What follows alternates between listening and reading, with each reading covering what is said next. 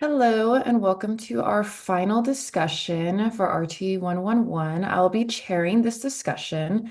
I'll start off first. My first question is maybe not necessarily a question, but more so like clarification on the Fourier transformation. Um, I'm a little confused on it. I don't know how you guys are feeling about it. I know it's a mathematical process in the frequency domain, but I feel like I just need a little more, maybe a refresher on it. I'm not sure. Yeah, What year was that? Sorry. you're on Honestly, it for right there. me, the reverse one made more sense, or the Mhm. inverse, because they're going Yeah. to put it all Yeah. together. So I guess it's the same thing. So it just separates out all the different um, wavelengths. Is that true? Is that the right word? Frequencies. Frequencies, and It separates them says, all out yeah. And then so it we can like see does them their own, individually. yeah, it does its own like grade level adjustments. So Yeah. it takes like the like the smaller objects and um the smaller details and applies um like the grade level adjustments, I believe, to it. So is it safe to assume if you're doing the Fourier transformation, it's always going to also include the inverse because you kind of have to put it back together? Like I there's think never that's gonna be, Yeah. correct. there would never just be a time where it's only one or the other, unless for some reason asked to, but given that figure 31-26, I don't know why it would only be one or the other. Yeah, No. I think that's correct because they're just trying to do edge enhancement in that picture, I believe. Yeah. Okay. So Um all we really have to know is just it's a mathematical process, but what mathematical process? Or is it just to know it is a mathematical process? I guess is my question. um That allows the complex waveforms to be broken down into individual sine waves or functions that make it up. yeah, and then different operations such as gradient processing can be executed on any individual layer. So rather than like applying it to just because you have all of these different like levels of detail in that hand X-ray, Hmm. um, and so it's just allowing the system to separate them all out according to like pixel pairs and stuff like that and levels of detail, and then applying processes like gradient processing Hmm. to the individual layer, and then inverse puts it all back together, and that's what pops up is Oh, you get this nice, clear, detailed image. okay. Okay, because that's what I was kind of figuring, but I just never really knew if there was something that we really had to know about, like the exact mathematical process, if he was going to give us a mathematical equation and we'd assume it was for that. But okay, cool. I think Thank the I bullet point under the top part that says each frequency, which are sequential pixels of the same shade of gray, are separated out and identified. I think that is kind of a simple explanation Mhm. of the mathematical process. Is that true? Seems I like it to me. I think so. I don't know if necessarily we need to know like the The actual details. mathematical process. Yeah. Yeah, Like, do I you don't think think it's we kind of do. like an ADC thing where it's like we know ADC is like a mathematical conversion, but we don't know Know the exact. math. Okay. Okay. Yeah, I don't think we need to know math. But this Uh, is a good question. If you don't mind if I go next, because mine is related. okay. Yeah, go for it. Because it was about just the whole frequency domain. And then specifically, I did put gradient processing on my list of things to talk about today because I remember doing this before and I was really confused. Hmm. Um, and you just brought it up. So I thought it would be perfect time to talk about it. Okay, So I awesome. understand by definition, like I get that. But then when he asked questions about it on the test, I was just super confused with all this whole section that you can see on the screen. Yeah, let me find that in the book. Yeah, can we state what section that is? Because I'm like having trouble finding where. Page The beginning 502. of chapter 31. Okay, thank you. What page? Oh, 502, Daniel. 502. Yeah.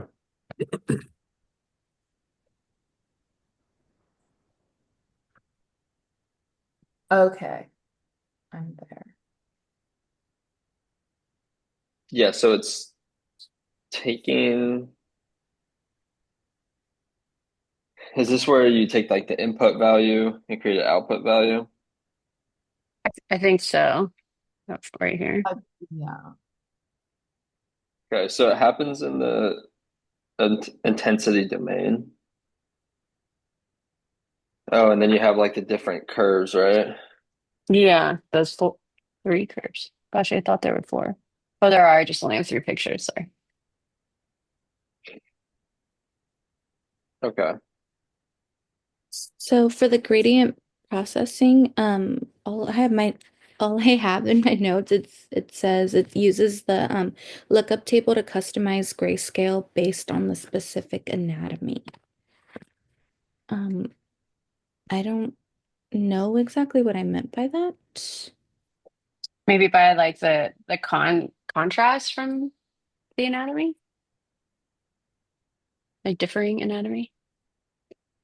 Yeah, this is actually a good question, Lisa. Like, Yeah, I remember being confused the first time, so I'm gonna be confused again, pretty sure. we'll be in So, this together.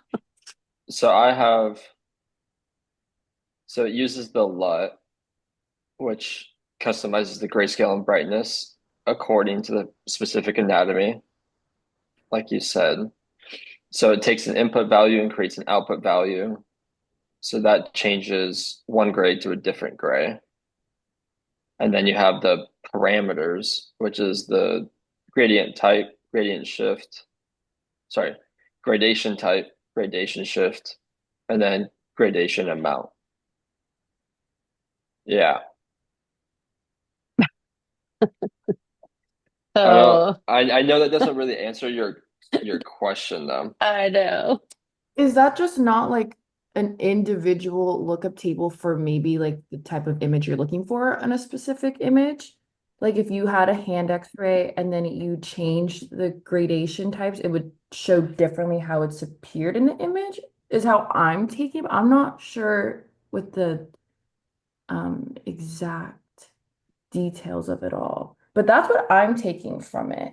Because I'm seeing different tables for what would to assume is like the same image, but it comes out differently when we're looking at it. Because the steeper or straighter the line is, there's more grays or more contrast. So I feel like maybe depending on which one you choose, we're gonna see the image come differently with whether it's brightness, contrast, but I'm not sure. I feel like the numbers on the table is what's really confusing me. But I guess that's not sure. Yeah, I don't So know. so I have this highlighted in the book too on 507. It says gradation processing is used both during default processing when anatomical LUTs are applied, and again anytime the displayed image is windowed by the operator at the console. So Oh, that's basically actually you're just shifting your grayscale so it's either done or automatically the way that Stephanie said, based on what we select as the operator, like we're doing an abdomen, so we're gonna hit abdomen yeah, algorithm let whatever, or if the tech chooses to window. yeah. Okay, that's helpful. Yeah, so it's just Curving. taking your LUT and your curve and changing it to get different gray values. And then Okay. you can change the gradation type, which is the actual formula of the LUT, like what for the LUT that what generates the LUT, which I'm pretty sure is like selecting abdomen or hand, or you can shift it and that adjusts the overall brightness. You can change the amount or angle, so you can get a longer grayscale, shorter grayscale, and then the gradation center. What's the center mean?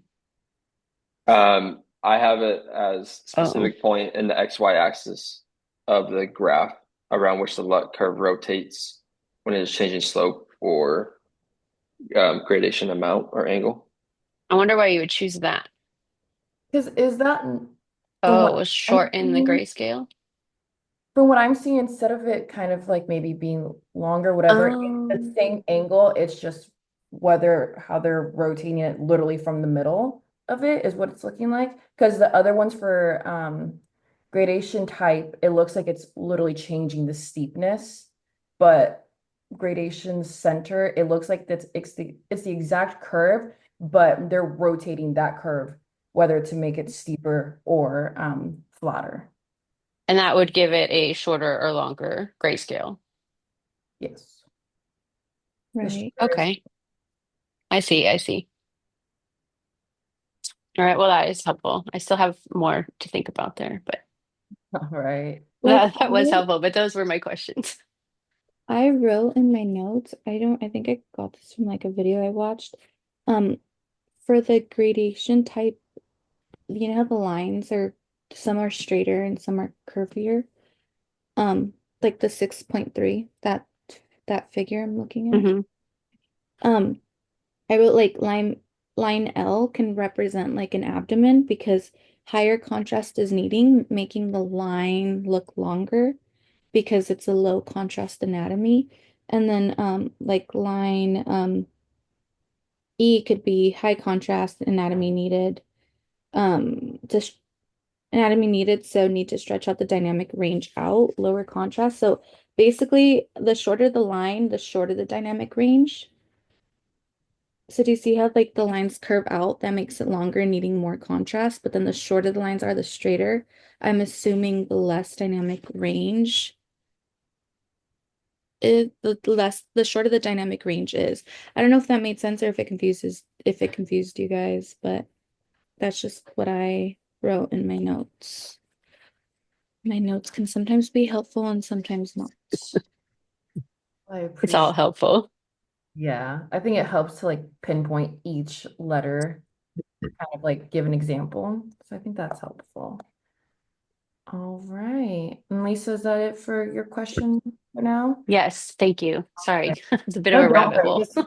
Just want to make sure. All right, Daniel, what are your questions? Yeah, mine was on chapter 37. It wasn't like a crazy question. I just wanted to know like when would you use the half value layer?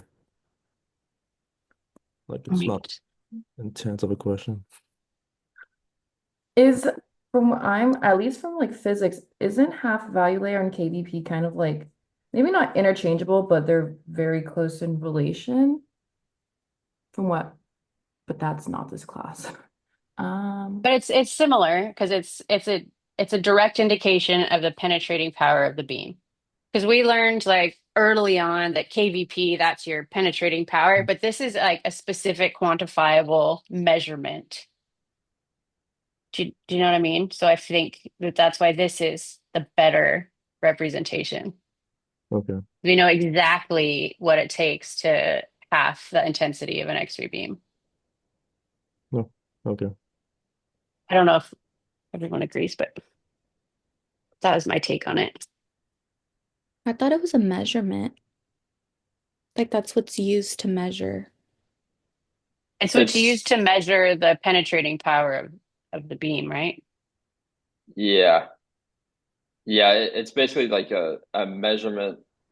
So I'm pretty sure like the physicist does this, but he'll just add or she will add how like different thicknesses of aluminum, take an X-ray, and then as soon as you get to half of the intensity, like on the plate, then you know your half value layer. Okay. I'm pretty sure. I'm pretty sure. Not 100% sure. Because it says in the book, it's the thickness of Okay. absorber material, usually aluminum, needed to reduce the intensity of the X-ray beam to one half the original. All right. So it's similar to like Half-Life. Yeah. Like like just in the sense of like they both say half, but you're just basically reducing it to half of the original value. All right, makes sense. All right. Okay, and Natalie, what do you have for a question? So the whole chapter 34, I have always been the whole like CR aspect of it always confuses me. In chapter 34, it's how the actual CR plate works. I feel like that whole um thing kind of confuses me. It's like about the protective layer, the stimulable layer, phosphor layer, and like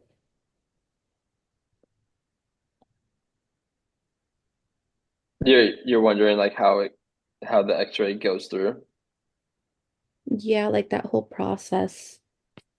Yeah, Okay. like the whole scanning process, I should say. Oh, the scanning process. Yeah. From what I upped out there. Okay. Am I in the right area? Uh-huh. This part. There we go. Are you talking about like in the book? I don't know if you have it, Natalie, open, but figure 34.14. Are you talking about like how it samples? What page is that? I mean, Oh, I I It's guess found it. yeah. Oh, I not, found it. yeah, this is a whole Zoe? section I need to really go over because from how the plate works itself and then to this, it's confusing. But let me just, for the sake of the time, we'll just focus on the scanning step.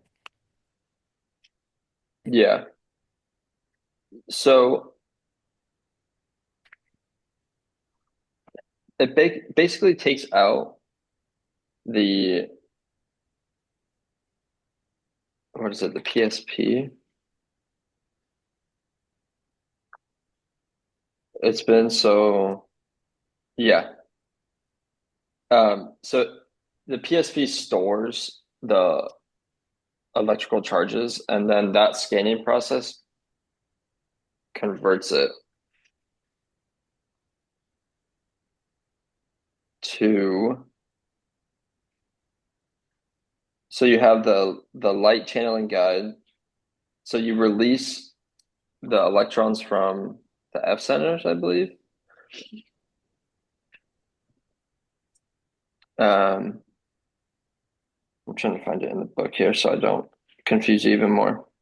606 maybe? Yeah. Okay. So on page 607, it says the CR reader or processor.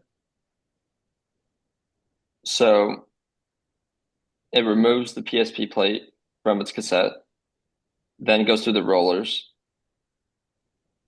And then you have a laser beam that is working in a circular shape.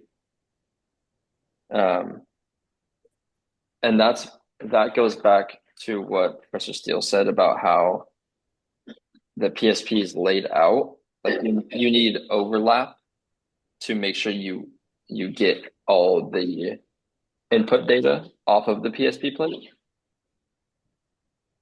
Like it works in a different system as in DR, where you have like the gates releasing the stored energy. Here you have a laser releasing the stored energy.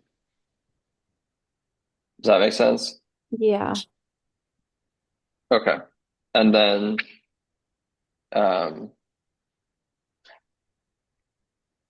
see, this is also confusing to me too, because like at my site we use CR, but like it just happens so naturally. I've never really taken the time to figure out, like I've never had any issues with CR. I don't have any fogging on it. I mean, I know how to clear them. I know how to do that, but like the ins and outs of it is also a little confusing to me too. But my understanding is that the electrons are stored in the F centers and then they get released by the laser light. And then the visible light emitted goes to the light channeling guide onto the photocathode layer on the input side of the photomultiplier tube. And then you get a signal, and then it goes to the ADC, and then you get your image. Okay. Yeah, I found a little like note thing that I did, and it's basically, yeah, what you said. I guess I just have to remember those steps. Yeah, so figure 34-12. It might be a little bit up from that. Lisa on the notes. Right there. Yeah. So you have the laser light coming in, and then that releases the electrons that are trapped in the F centers, and that energy releases light. That light goes to the PMT as an output signal, then to the ADC. Okay, got it. Okay. Or Natalie, did you have another? No, that's it. Oh, okay. Zach, do you have a question? I Or do. Trying to find it here.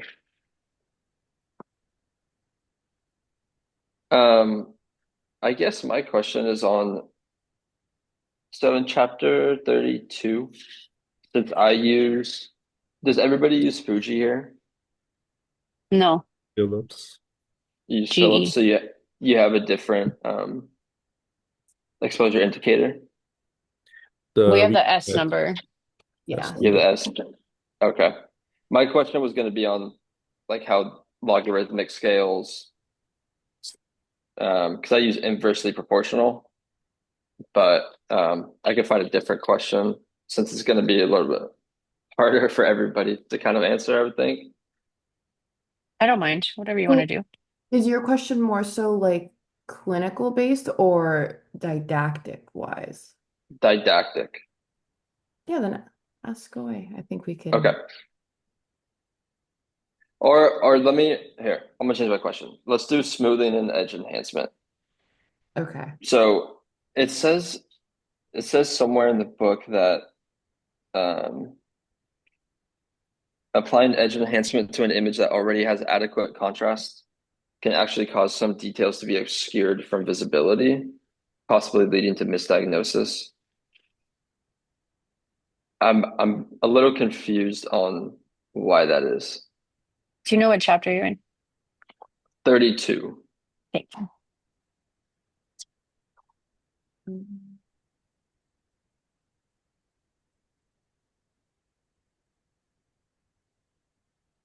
Can you say your question again? I'm sorry.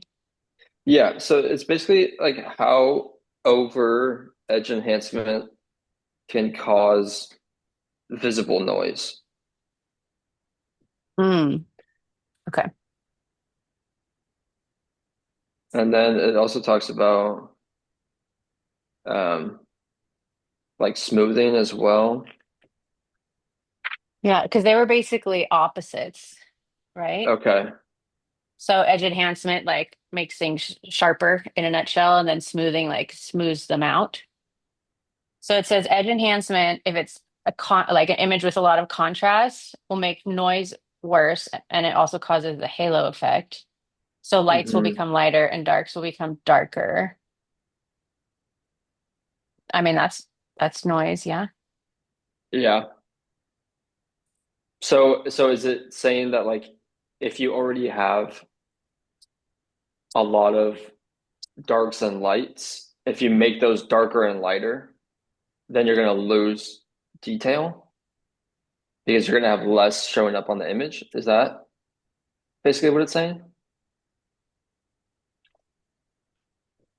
I think so in certain circumstances. Like with this patient here where they have prosthesis, since it's like very high contrast, Yeah. when they're smoothing it, you don't see the rough edges of the screw that's in there. But because of that, it almost adds like a halo effect where you could see more white around it. So it takes away from the actual like bone anatomy. So I think that is the case, but I'm not sure if it's the same if there wasn't prosthesis or let's say like swallowed contrast or something. Okay. But if smoothing and edge enhancement have the same like effects as windowing and stuff, I could see how it's data clipping. Um, because what we see and we think we're making an image better by maybe adding more black to the black parts and white, whatever, it's taking away from what the radiologist is seeing. But I'm not sure if this specific example affects people without prosthesis or anything that just isn't being attenuated.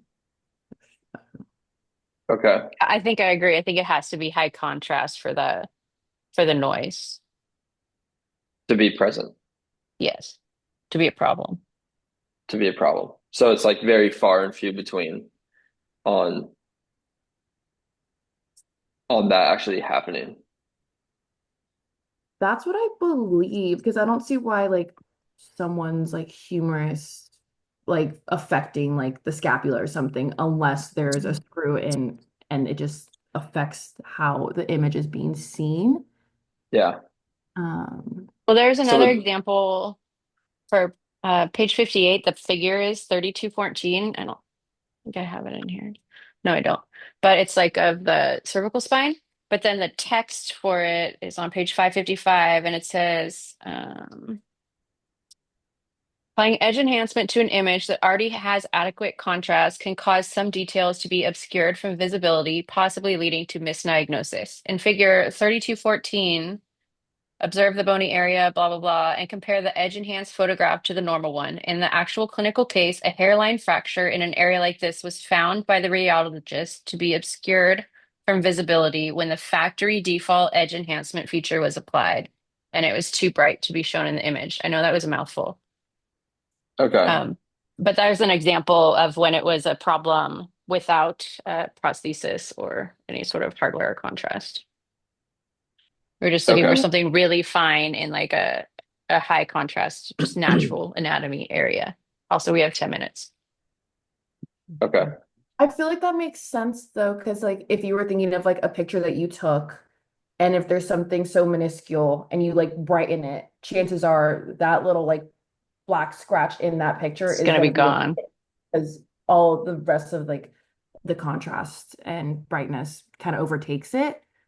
Um, but I don't know if that, I don't think it'd be like a halo effect, but just more so just like data clipping essentially. Okay. And then would that have to do with like the signal to noise ratio? Mm. Like would that decrease your signal to noise ratio because you're, or is that something completely different? Gosh, I feel Does like I that could just have also, to does that just have to do with, in a general sense, how much well, like I think if viable data you're you, getting and how much noise? yeah, I think if we had the edge enhancement on a contrasty image, it made more noise, caused the halo effect, then I think our signal to noise ratio would be worse. Hmm. But I don't know if it's like, If it's exactly tied in, yeah, or if signal to noise ratio is just basically like what's hitting the plate directly. So it's like that's what level I think. penetration. Yeah. Okay. Yeah, because I like at my site we don't use, well, at least I don't think. I don't think I've ever seen a tech use edge enhancement or smoothing. Yeah, I don't know I what they think do a I lot think of a times. I think a lot of it is done um like in the pre-processing, like by the computer. Yeah. I don't know if I've ever seen a tech like smooth an image. I don't I think don't I know have. if I have either. Do you think it's Yeah. already like built in with like I think it scripts? is. I think it is too. I think it, Because you I can turn it off, but I think it's mostly built in. Yeah. Yeah, I think that might be an algorithm thing that's just built in. Because I personally have not seen it, nor have I even seen like a button for it. Yeah. of? Oh yeah, it says in most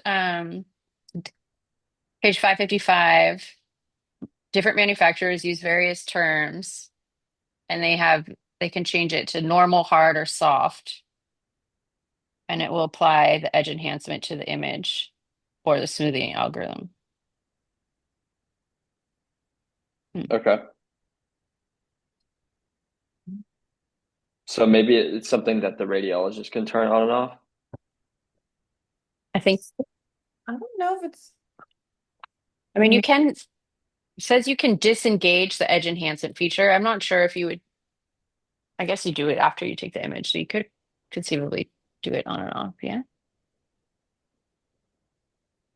Yeah, because it says, yeah, because I mean, what you read earlier, Lisa, Hmm. um, that the radiologist found it to be obscured from visibility when the factory default edge enhancement feature was applied. Yeah. So he's obviously So, able to turn it off and see it. yeah, Oh yeah. The but settings for edge but enhancement and smoothing can be customized in collaboration with the radiologist.